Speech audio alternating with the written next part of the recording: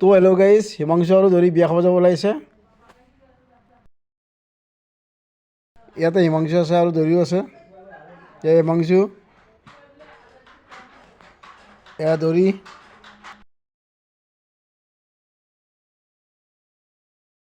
ৰ'ব গাইছে যি ধুনীয়াকে কাপোৰ চাপোৰ পিন্ধি মানে মোৰ লগৰ ল'ৰা এটাৰ মামাকৰ বিয়া খাবলৈ গৈ আছো। তাৰে পিছতে বিয়া খাবলৈ যাবলৈ হিমাংশু আহি পালে আৰু এনেদৰে দুয়োটাই অকণমানো টাইম ৱেষ্ট নকৰি ঘৰৰ পৰা বিয়াৰ ফালে ওলালো। আৰু যিহেতু বিয়াত যাম সেইবাবে গিফ্ট এটা ল'ব লাগিব আৰু সেইবাবে আহি গলো আমাৰ বৰমাহঁতৰ দাদাৰ দোকানত। মানে ইয়াতে ধুনীয়া ধুনীয়া বস্তু কম দামতে পায় আৰু দোকানখন আছে ৰামদিয়া আঞ্চলিক জাতীয় বিদ্যালয়, মানে স্কুলখনৰ সন্মুখতে আছে। তাৰে পিছতে গিফ্টটো পেকিং কৰি ওলালো বিয়াৰ ফালে আৰু এনেদৰে আহোতে বিয়াখনো আহি পালো আৰু ইফালে দুয়োটাই সোমাই যাই আছো। ইফালে আছে দৰাটো, কিন্তু তাৰ ভাগিনটো নাই। ভাগিনটো মানে মোৰ লগৰ ল'ৰাটো, আৰু ইহঁতক বিচাৰি নাপাই মই বেন পাতিকে চালো। তাৰে অকনমান পিছতে কফি আহিল, কফিকে খাই ললো আৰু এইফালে হঠাৎ আহি গ'ল দৰাৰ ভাগিন, লগতে স্কুলৰ লগৰ ল'ৰা এটাও লগ পালো। তাৰে পিছতে এনেদৰে সকলোৱে কথা পাতি আছিলো। তাৰে পিছতে আমাৰ ভাত খাবলৈ হ'ল। তাৰে পিছতে ভাত খাই ঘৰৰ পিনে